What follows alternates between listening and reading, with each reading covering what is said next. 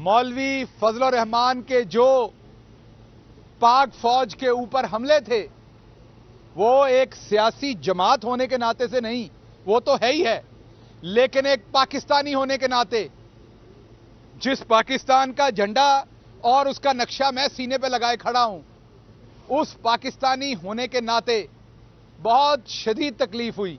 मौलवी फजलुर रहमान ने मीडिया पे खड़े होके अपनी अफवाज, जो कि बहादुर हैं, जिनके खून से सींचा हुआ है पाकिस्तान का एक एक इंच, उनके खिलाफ बातें की, उनकी शान में गुस्ताखी की और अपनी नाकामियां, अपनी करप्शन, अपने किए हुए गंदे काम किसी और के ऊपर थोपने की कोशिश की। मौलवी फजलुर रहमान ने कहा, अगर आपने पाकिस्तान में सियासत करनी है, मतलब हुकूमत करनी है, तो आपको फौज के दरवाजे पर भीख मांगनी पड़ती है। हम तो अभी आए हैं हुकूमत में, आप तो पिछले पता नहीं कितनी दहाइयों से हुकूमत में हैं, तो क्या आपने माफी मांगी भीख मांगने पे? क्या आपने डीजल पीने पे माफी मांगी? क्या आपने जो जमीनें केपीके के अंदर जो मैं अभी आपके सामने रखता हूं वो लेने पे माफी मांगी? जब आपने डीआई खान में एक घर और एक प्लाट करप्शन के पैसे से बनाया, उस पर आपने माफी मांगी? F8 इस्लामाबाद में एक बंगला बनाया आपने करप्शन से, उस पर माफी मांगी? दुबई में एक फ्लैट लिया करप्शन से, आपने उस पर माफी मांगी? पेशावर, कराची और कोयटा में फ्लैट्स और दुकानें ली, उस पर आपने माफी मांगी?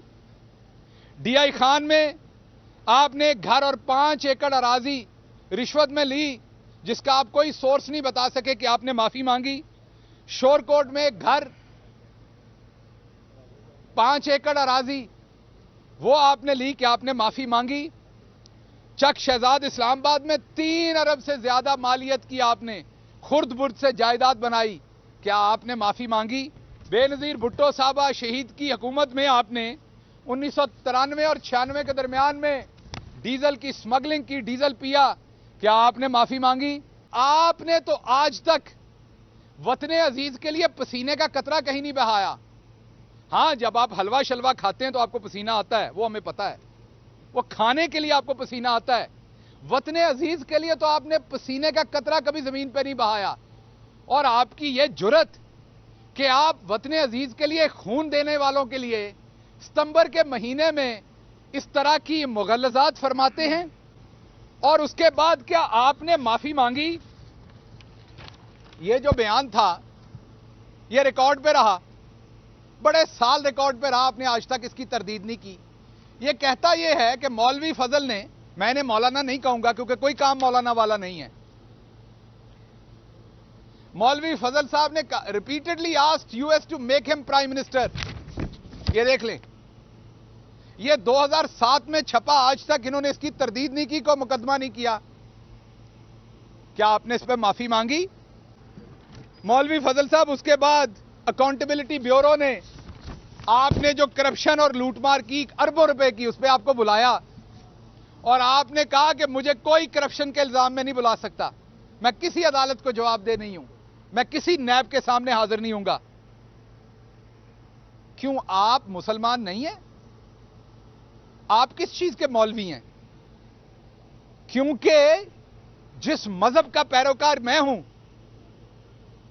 जिस नबी मोहम्मद मुस्तफा सल्लल्लाहु अलैहि वसल्लम का अदना गुलाम मैं हूं, उनके जो दूसरे गुलाम थे हमारे खुलफाए राशिदीन, बहुत बड़े नाम, हजरत उमर रजी अल्लाह अन्हा, हजरत अली करमुल्लाह वजह रजी अल्लाह अन्हा, क्या वो अदालतों में पेश नहीं हुए?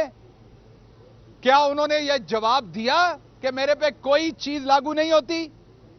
क्या उनसे जब चादरों के सवाल पूछे गए तो उन्होंने जवाब नहीं दिए? तो तुसी कौन हो? तुसी किस खेत दी मोली हो? तुहाडा की कद है इस इतबार दे विच? किस भाव विकदे हो तुसी? आप हमेशा अपने रेट से ऊपर बिके।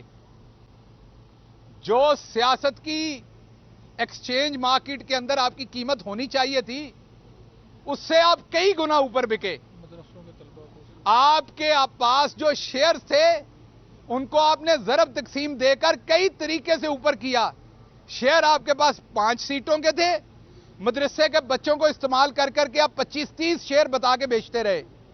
आप अपनी कीमत से बहुत ऊपर बिकते रहे हैं।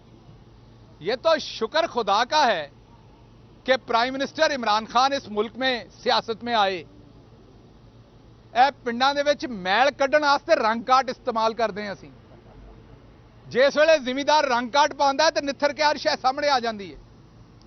ये तो इमरान खान ने सियासत में रंग काट डाला, तो आप जैसी जो सियासी मैल थी वो उतर के साफ हुई, तो हमें पता चला आप तो खोटा सिक्का है।